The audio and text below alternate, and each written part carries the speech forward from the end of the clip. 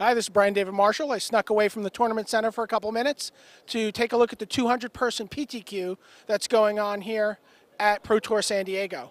It's a mixture of players who've come here to try their hand just for the PTQ, like Brett Blackman, players who've gotten knocked out of the tournament, and just good local players. And we approached a handful of good young players, including Naki Shimizu from Japan, Brett Blackman, Alex Kim, who was last seen top 8 in Grand Prix St. Louis, and Jim Davis, who finished pretty well for American players in the Pro Player of the Year race last year. And we're talking to them about what decks they're playing, why they're playing them, and possibly what you could learn from them about playing those decks in your local PTQs. Let's see what they have to say. Oh, I'm playing Mono Blue Pickles, and I'm playing it because it's the most diverse deck against the whole field. I chose it because it's really good against most of the field, and it doesn't have any auto losses. All right, I'm playing the blue-black teachings deck, splashing white, with no core lashes and cancels. At Montreal, I actually played the green-white deck, which me and Jay Imperiale, who top 8'd, I built the list, I tested it. He hadn't played a game with it till the Grand Prix. He top 8'd, I didn't day 2. So for the PTQ, I switched decks with my friend he was playing this deck. I made a few changes. It's mostly Heezy's list, minus a few cards, plus a few new cards, and then I saw Shuda Asuka's list from the top 8 from Montreal. Put a few cards from that in, like a Tombstalker and the Strangling Soot. And I basically just kind of threw it together. I'm not really totally sure. I mean, I changed because I feel like I'm playing an aggro deck sometimes. You just can't win some of the games. I mean, you draw too many lands, you flood, you just can't win. And like playing a control deck, I mean, every game you know that you probably could have won the game. Like if Kenji was sitting there playing, he probably would have won. So like at least when you lose, you walk away from the match knowing you could have won. So it gives you more options. You just got to think a little more. You got to realize what your strategy is, what the deck's going to do to you, if they're going to burn you out, if you can stabilize it at low life against the green-white deck, what the threats are. Like against green-white, the Mystic Enforcer, you have to save your Wrath for that. I'm playing Ben Lundquist's deck. It's blue-green with Merfolk Looter and Tarmogoyf, Vesuvian Shapeshifter. Yeah. Why did you pick that deck for this tournament?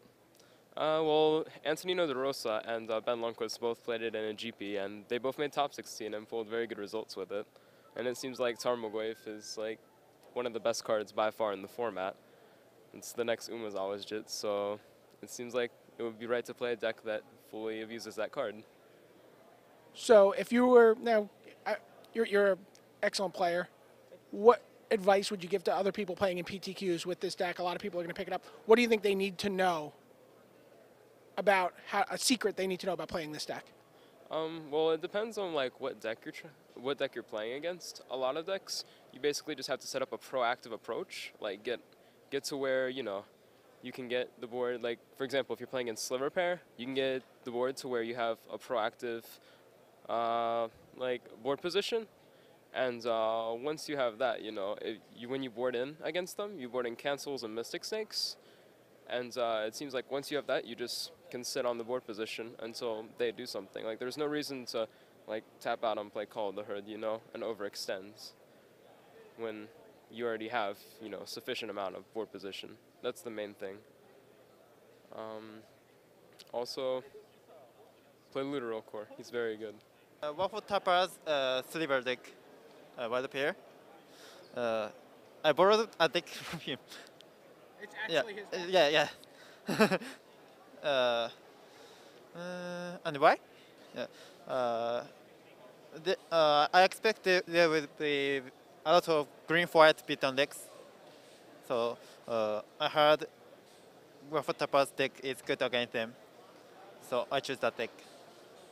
If I was playing this deck in a PTQ next weekend, what advice would you give me about how to play it? Like, what is one thing I really need to know about playing Wild Pair Slivers? The problem is mana screw.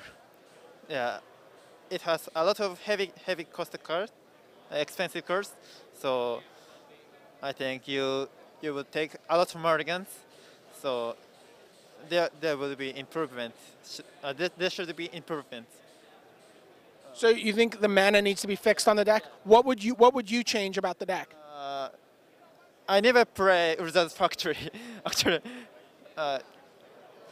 you shouldn't play Wizard's Factory, I think. Yeah, and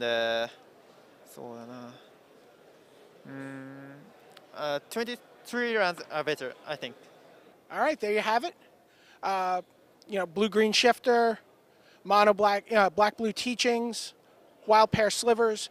A lot of different decks you could try, mono-blue pickles. Find a PTQ near you. You can go to the magicthegathering.com tournament center and look for a local PTQ and give these decks a try yourself. This is Brian David Marshall from magicthegathering.com.